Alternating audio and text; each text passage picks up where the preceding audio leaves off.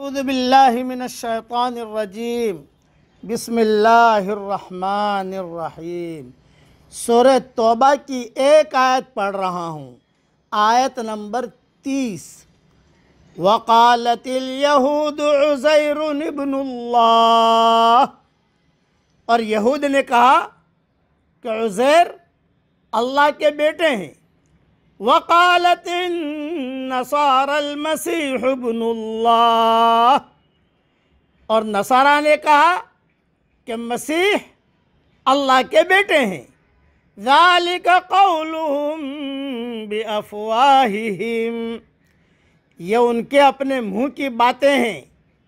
युदाहिऊन क़ौलल्लज़ीन कफ़रू मिन क़ब्ल, वो लोगों की बातें नकल कर रहे हैं जिन्होंने उनसे पहले कुफ्र किया। क़ातलहुमुल्लाह, अल्लाह उनको हलाक करे। अन्ना युफ़कून, वो किधर बहके जा रहे हैं। अब इसमें सिर्फ मैं हज़रत उज़ैर अलैहिस्सलाम की तशरीह बयान करता हूँ कि इन्होंने उज़ैर अलैहिस्सलाम को अल्लाह का बेटा क्यों कहा। यहूद ने उज़ैर को कहा अल्लाह का बेटा है, और नसारा ने मसीह को कहा अल्लाह का बेटा है। तो मसीह का किस्सा तो सब जानते हैं, इसलिए वो उसे नहीं छेड़ता। तफसील तो इंशाल्लाह तफसीर में देख लेना, मेरी रियाज़ तफसीर में। लेकिन उज़ैर का किस्सा बयान करता हूँ। यहूद उज़ैर को अल्लाह का बेटा बताते हैं। हज़रत उज़ैर अलैहिस्सलाम एक जलील क़दर पैगम्बर थे। उनको बाइबल में अज़रा के नाम से याद किया गया है, और एक पूरी किताब उनके नाम से मंसूब है। जब बुख्त नस्र के हमले में तौरात के नुस्खे सारे ख़त्म हो गए थे, बुख्त नस्र ने हमला किया था जिससे तौरात के सारे नुस्खे ख़त्म हो गए, तो उन्होंने अपनी याददाश्त से, उनको हिफ्ज़ थी तौरात, उन्होंने अपनी याददाश्त से दोबारा लिखवाया था।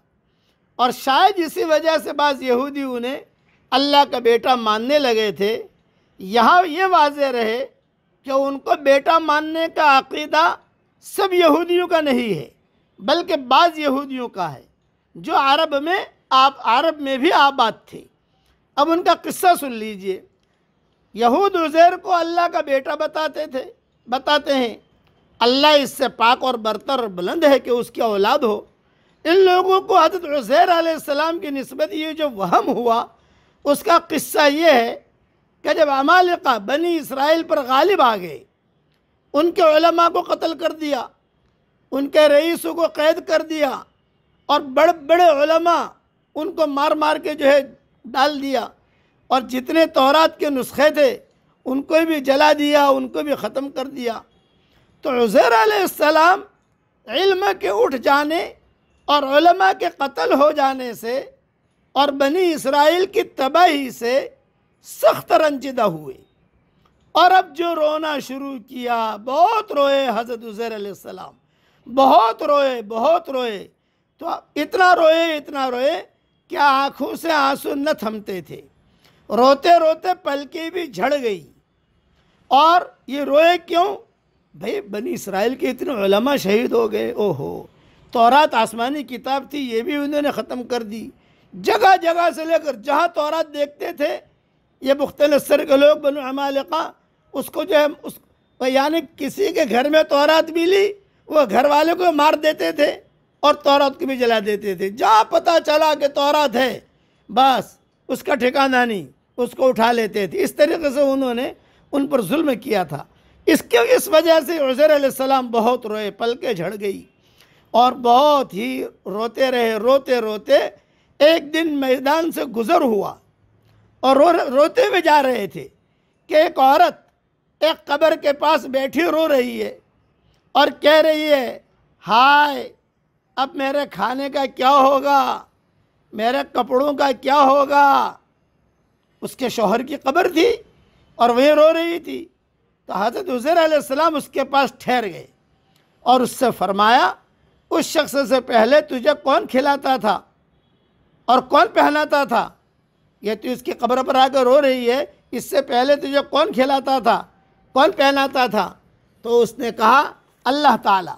तो आपने फरमाया फिर अल्लाह ताला तो अब भी ज़िंदा बाकी है, उस पर तो कभी मौत नहीं आएगी।